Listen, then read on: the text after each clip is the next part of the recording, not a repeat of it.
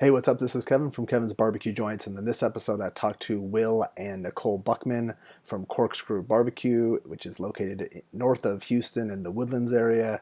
They're on the top 50. They're actually number 7 in the Texas Monthly Top 50, and we talk about that, what it was like to find out about that. We talk about their beginnings, their roots, how they started out catering, and then went from there to a trailer, and then graduated to a larger trailer, and then went to a brick and mortar location. And I have yet to go to the brick and mortar location, but when they describe it, it just sounds like a barbecue oasis. Great place to bring the family, bring friends, bring anyone. I definitely need to visit. Let them know if if you visit, let them know that I sent you their way. But regardless, they're just wonderful, wonderful people. I think you'll really enjoy this. They're very candid. If you like what you see, please subscribe. Enjoy this one. All right. Well, good morning. Good Good morning. morning. How are you guys doing this morning? Other than the internet connection, We're great. Yeah, absolutely fantastic. Yourself? I'm doing really well. Yeah, definitely. It was a quick, long weekend. It seemed like a long weekend, but it went by pretty fast. They always do, it seems. So tell me. So number one, congratulations on the top 10 for Texas Monthly. How did that feel when you guys found out? Was it a morning? Was it an evening? And what was it like? Yeah, I think it was JC called us at like 7:30 in the morning to give us the news, and it was difficult to process at the moment because we were still sleeping. I'll admit it, but That's right. It's our day off. yeah, it was a day off. But it absolutely feels incredible. I mean, it's been a goal of ours since we started this, and to achieve it was I can't even put it into words. Yeah, a lot of people don't. I don't know if like outside of Texas or outside of the barbecue community might not realize how important that is. Yeah. And what exactly does it mean to you guys? Uh, I mean, for me, I mean, it just solidifies that the work that we put in and the blood, sweat, and tears that are involved with it are worth it. Definitely. Oh, most definitely. And it shows that a lot of hard work and a lot of passion, can add up to anything for anybody, whatever anybody's doing. Absolutely. right. So can you tell me a little bit, please, about how you guys started, I know that all I know really about Will is AT&T. So I'd like to know about both of your backgrounds. I did mostly I did real estate and stuff, not sales, but leasing before we did all this. And then we had kids, and I was a stay-at-home mom. Okay. And AT&T was not the company you stayed at for all of your life like it used to be. It wasn't something you started and worked for 35 years and retired from anymore. It was they just didn't care about their employees that much anymore. So we knew we needed to do something else. And he was really good at barbecue. So were you both working at AT&T? No, but I was a stay-at-home mom, so it was my job. Essentially, yeah. You both were working at AT&T. It was we made all the decisions when it came to AT&T together. Were you guys barbecuing like at home before or for friends? How did that start out? Yeah, I mean, it started out just barbecuing in the driveway. I got a real small smoker from Academy in Oklahoma Joe's. I think it would cook one brisket at a time. And that's Sundays we just had everybody over to the house, and typically we would cook and just invite them over and make a party out of it. And it just turned into more of a passion for me.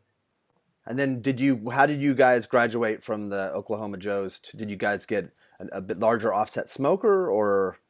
We did. We actually started doing catering gigs off of that little Oklahoma Joe's, and then we learned really quickly that wasn't going to cut it anymore. So For sure. Craigslist, I went and found another offset that was, I don't know, 4 times its size, and that was one of many upgrades in pits that we've made over the years. But We yeah. just kind of we bought what was necessary so that we could put money away as much as possible to be able to open something eventually. So we went at a very slow pace, but was actually much quicker than it seemed. It seemed like it was taking a really long time, but it was really only about a year to a year and a half that we pretty much did everything out of our driveway before we opened the trailer. That is pretty quick. So that was Yeah, about 3 years ago then, or 4 years ago? plus 7 years. 7 years ago. Okay, because when Yeah, I was talking to JC, I guess the timeline in my head got a little off. So that was about 7 years ago is when you first started cooking in your. in 2010 when we Okay. started. Yeah, and we opened the trailer in 2012, October 2011. 2011. And where was that located? That was in the Woodlands. Okay. We were off of Booty Road, and that's really what it was called. And and we just opened our very first tiny little trailer. We actually posted on Facebook because it was 6 years ago, like 2 days ago, that we bought that trailer, and we just kind of went from there. Was that scary when you first did that? Oh, it's incredibly Terrifying scary. with two little kids, and we were gonna quit a good paying job with insurance and Oh, for to sure. start this, but you gotta, sometimes you just have to make that leap. And people were liking what you were doing, so at least you felt confident that. Yeah, with the catering that we were doing beforehand, we had garnered a really strong following for being a driveway barbecue joint. Yeah, so we weren't just opening without anybody knowing who we were. We were opening in the city that we catered to for over a year, and we were catering to big companies. I mean, like Anadarko and CB&I and Oh yeah. AT&T and ExxonMobil, and really big companies, and with lots of employees. So it just worked out for us. Now, when you first opened up that trailer, were there at the beginning, was it a trickle, or did you get pretty good steady business at the beginning? It was pretty sparse. Yeah. One like the opening day was incredibly busy, way more than we had anticipated. And you would have your slow days where we had trouble selling anything, Oh, and then days where we were only open for an hour and a half. They would just it wasn't consistent, but it was always strong when it was there. But we made sure to have enough money saved up to not have to reheat food and stuff. So we would take anything left over. We typically took it to the fire department that was across the street from us and would give them whatever we would have left, which would typically only be really like ribs or turkey every now and then. So we would take them food at the end of the day, or we ate a lot of barbecue at the beginning because that was groceries. And but I think that was the biggest thing, is even from the beginning, we had a goal of being consistent and not reheating food, and not just because we needed to save the money. It was kind of like, well, this is a long-term goal. And in order to have everybody stay with you and follow you and make things better, you got to have your principles from the very beginning. Oh, for sure. And it's nice that it sounds like you guys had a plan and that you stuck to that plan. For sure. And and the whole thing of reheating food for the next day, that's terrible. It really is. I guess like you could do chopped beef possibly, but I think that would probably be it. I mean, you can repurpose it, and plenty of places do. Yeah. And there's Chili nothing and with it. We just Absolutely. wanted to, especially starting out in a trailer, we wanted to ensure that we were being honest with the customers, and we were giving them a product that they had become used to, and they could count on us every single time. And how was that? Your schedule wise, it was obviously a little different than your schedule at AT&T. Brutal. Yeah, it's brutal. So yeah, people don't understand how much work goes into doing that, and that must have been tough at the beginning. It was very tough. We had a 4 and 5-year-old, and so of course they still have to be taken care of. Yes, daughter, of course. She had just started first grade, so she had just turned 6 whenever we started, but our son was still 4, and they had completely different schedules, and then him and I had different schedules. So it was good 16, 18, sometimes 20-hour days. Oh, that's we tough. we still cooked everything at home. Wow. So I made everything still here, and yeah, it was Well, how many items did you guys have at like those early days?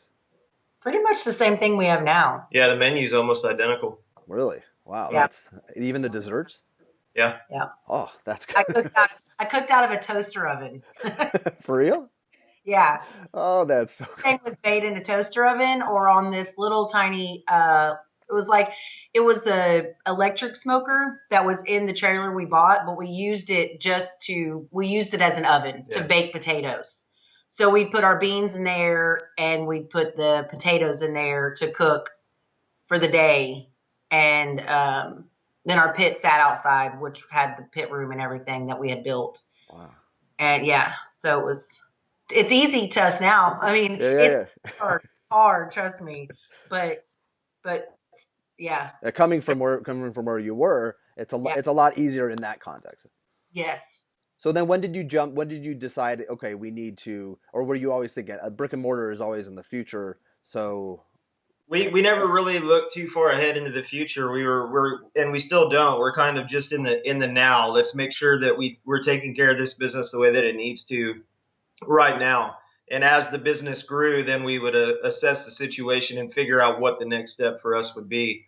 The first trailer that we bought was a really crudely built kitchen on a utility trailer. Okay. So our next step from there was we actually had a custom built trailer made for us that we could actually hire employees and take some of the workload off of our backs.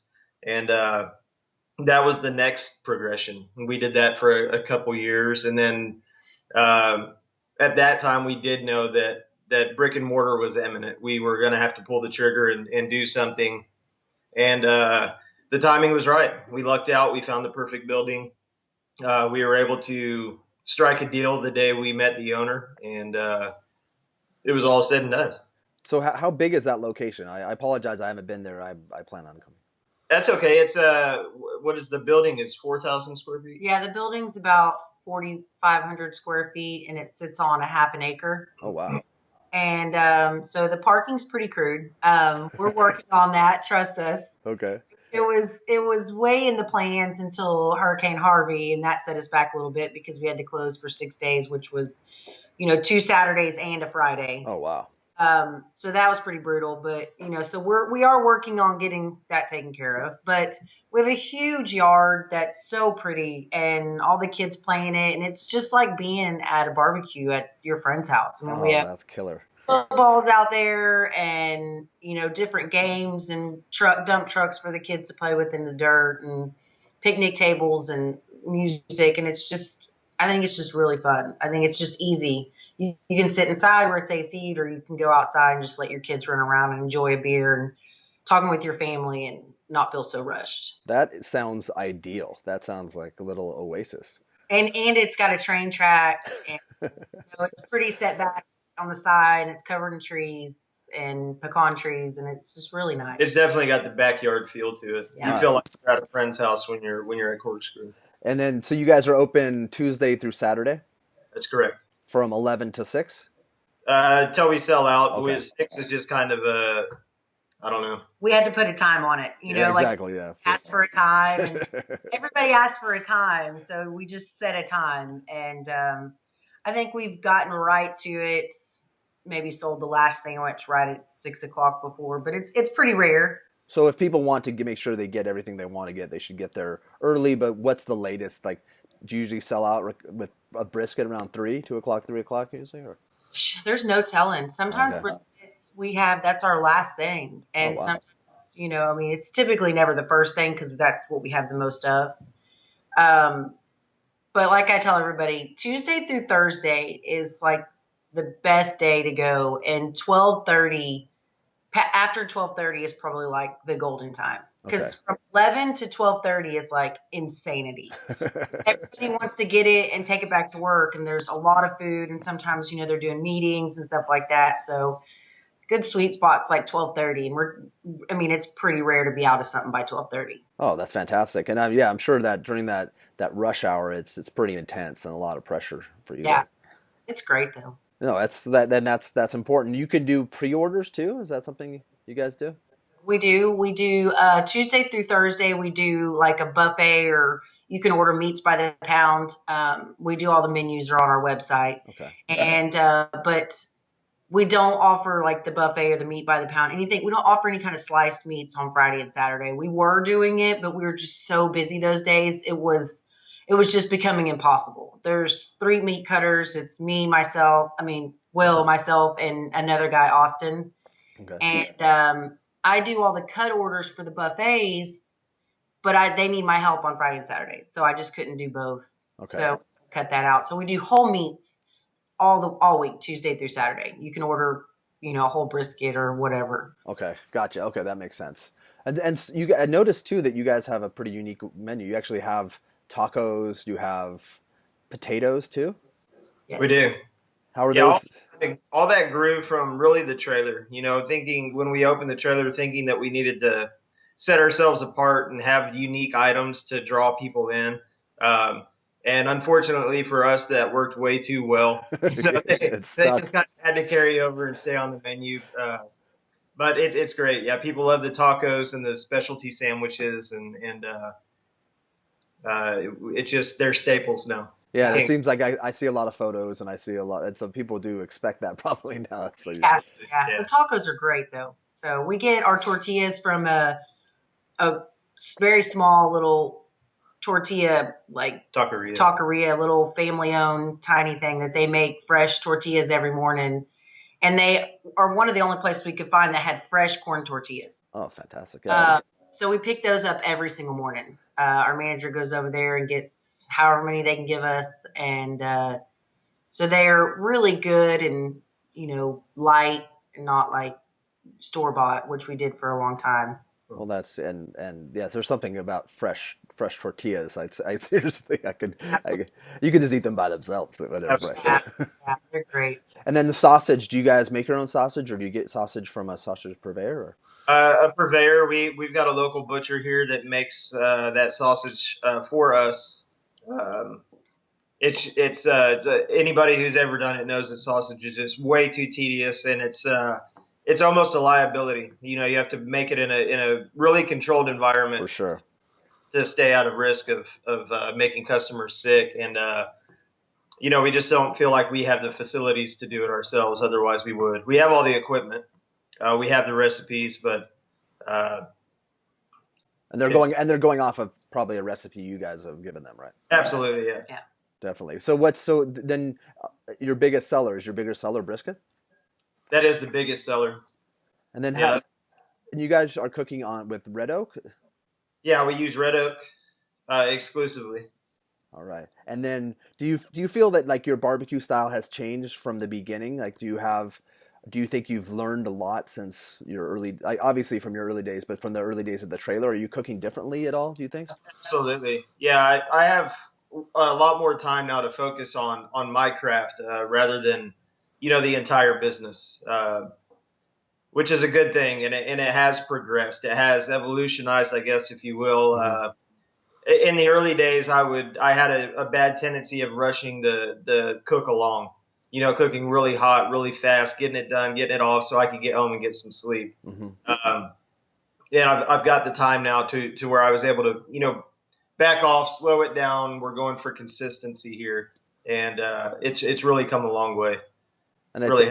And with the time, I'm sure putting in the hours is what got you there. That's it. I mean, I tell everybody, anybody that works for us and that I train, you have to have thousands of these briskets behind you. For sure. It's the the road you travel. You know what I mean? You see a lot. What do you guys think about people when they say they want to open a barbecue restaurant? That's so funny. I was thinking about that. We talk about that all the time, and it kind of depends. But I get a lot of people who are retiring, and they're like, "We want to open a restaurant, and we're going to use all our savings." And I'm like, "Don't, no. Like, take that money and go to Hawaii. Like, don't. I mean, and travel around and eat good barbecue." Well, it's definitely like you gotta. If you're retiring, I asked them, do you want to work, 18 to 20 hours a day?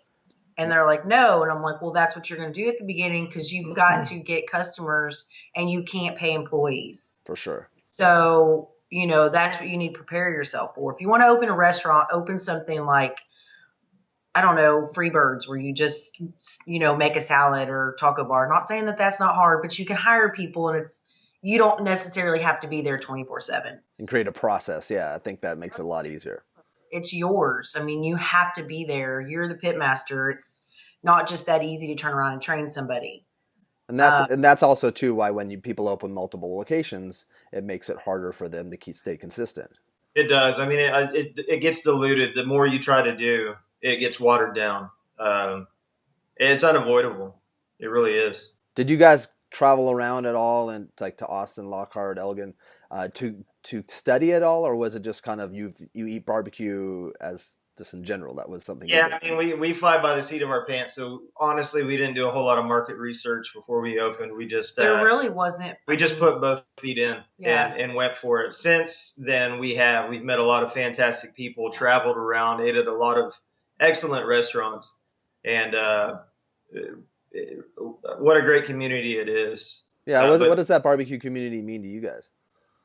It means a lot. I mean, it's definitely a family, and it gives you people who can relate to you. You know, there's not a lot of people that you meet that truly understand the amount of work that you put in, why you say no every time they call you to go do something, or you know, why those invitations always get set to the side. And everybody in this community pretty much gets that. So, and very relatable, easy to talk to folks. Yeah.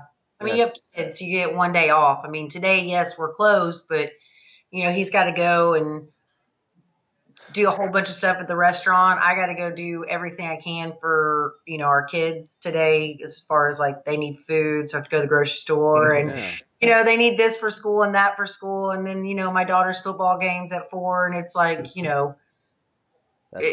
How do you guys juggle the rest of the week? Because do you have family and relatives? How do you guys juggle that with the kids? No, I mean, it's just really up to her and I. You know, one of us will stay at the restaurant, and the other one will leave, you know, after the lunch rush and go, you know, wrangle kids and drive them around and do whatever needs to get done. And I can pick up the kids from school, come home and finish working, because at the end of the day, I can do a lot of paperwork and, you know, emails and whatever else I need to do, T-shirt orders or whatever. I can do all that from home. So I typically will come home from work and work. Yeah, and email back and forth with a crazy blogger from California that wants to set up an interview with you guys. So thank you very much for that. Well, it's yeah, and I guess after a while you just get the flow and you figure it out. But it's not something to take lightly. And I think that people who just think that they could become, you know, open up a barbecue restaurant, it's a job. It's a real thing. And opening a restaurant in general is tough. It is tough. It is tough, you know. But I mean, I think. We've gotten so much from what we do, so I don't want to dog on barbecue or how hard it is, and we definitely don't. That's not a hang up for us, and I think any job that you have or that you do, you should put everything you have into it anyway. So absolutely, I agree completely. If you're taking your career serious, you're busy. That's just how it is, no matter what you do. I think that's everybody. I mean, it's your job. I mean, everybody's busy at their job, whether it's a restaurant or you work in oil and gas, or, you know. If you have the passion, if for anybody that does want to open a barbecue restaurant, just know the work involved. But I mean, I would hate to tell somebody, no, you shouldn't do it, because it really has given us so much. Oh yeah. Look what it's done. That's fantastic. When Texas Monthly came out, did your lines explode overnight just for a short time? They were different. Yeah, you definitely, like, you know, we have a whole lot of regular folks that are in there once, twice, 3 times a week. It definitely brought new faces to the restaurant. We're busy really all the time, but we definitely started seeing different faces come in there. Yeah. Anytime that list comes out, you're going to see a spike, and it'll last longer. You know. Yeah, for sure. And especially as time goes on and strangely, barbecue continues to get more popular. I thought it was at its peak, and it seemed extremely popular, but more and more people just seem to be into it. I think we're all waiting for it to peak. You know, it hadn't got there yet, but for the last couple of years, you know, it's like, when is this thing gonna plane out? But it's still, I mean, every day new places are opening and they're getting praised and doing a good job at it. So I mean, it's continuously climbing. It's a pretty cool thing. Yeah, it's a really cool thing. And how do you feel about Houston becoming a bigger barbecue scene? That's a cool thing too. I mean, I think it's fantastic. We oftentimes in the early days, Houston was overlooked, and now it's unavoidable. I mean, if you're gonna eat good barbecue, you're gonna have to make a trip to Houston. I mean, that's just how it is now. So it's a fantastic feeling to be a part of that as well. It's like a movement. Yeah, for my next trip to Texas, I'm starting in Houston, and then I'm going north. Awesome. Yeah. Is there a charity or a couple charities that you could recommend for the Houston because of Hurricane Harvey? We did. I know we did the JJ Watt. We donated to his organization, and then we did several small ones. We did some church donations. We found some smaller places that really needed help with, their congregation and schools and stuff like that. So I don't know of any like specific big ones. Okay. Oh, the JJ Watt one was really good, and he's going to be distributing that out, not just through like the food bank and stuff. Okay, cool. I'll put a link to that as well. I haven't put a link to that yet, so I think it's a great organization. What he's putting together it's pretty amazing. It's phenomenal. Yes, I mean the attention that he's got from that is unbelievable. He does so much for Houston that it's we really felt obligated to. That's the one we wanted to donate to. Gotcha. Is there any, that's one that I'll donate to it, and I also will put a link for sure. Awesome. Is there anything else that people should know about your restaurant or about you guys? Or I know was barbecue part of your life like back as kids? Did your parents barbecue? We grew up in Texas, so you had no choice. It's pretty just normal. I worked at a barbecue restaurant from 16 to 20 or 21. 21. I worked at a real small family-owned barbecue joint. They're like still like family to me to this day, and so I got a lot of. I didn't learn a whole lot about barbecue, I don't think, but I learned a whole lot about life working at that restaurant. That's actually where we started dating, was when he worked there. So it's pretty. We laugh about, and it's only like 2 minutes. It was in Old Town Spring too. It doesn't exist anymore. Or does it exist? No, it does not exist anymore. What is it? Is it an AT&T store? It's actually it's a Presbyterian church now. Oh, okay. Well. Have the walls could talk. Yeah. I'll tell you what. Oh, that's really cool. That's awesome. I didn't know you had worked at a barbecue place before. I did. Oh, excellent. Well, thank you guys very much. I do appreciate it, and I'll definitely be coming out there, and I'll spread the word. And if there's anything else that you wanted to let, I know you guys have amazing desserts. Is that something that Nichole? Do you make those desserts, or do you, Will? I do make them. I do have help. I mean, but all the sides and everything in the kitchen are recipes that I've made. So, but yeah, we make everything every day from scratch. So, nothing frozen. We don't even own freezers. So that's cool. That's really cool. Well, thank you guys. Have a great week, and good luck. Good luck tomorrow. It starts over again, right? Thanks, yes, sir. Thanks, Ted. Thank you guys. Take care.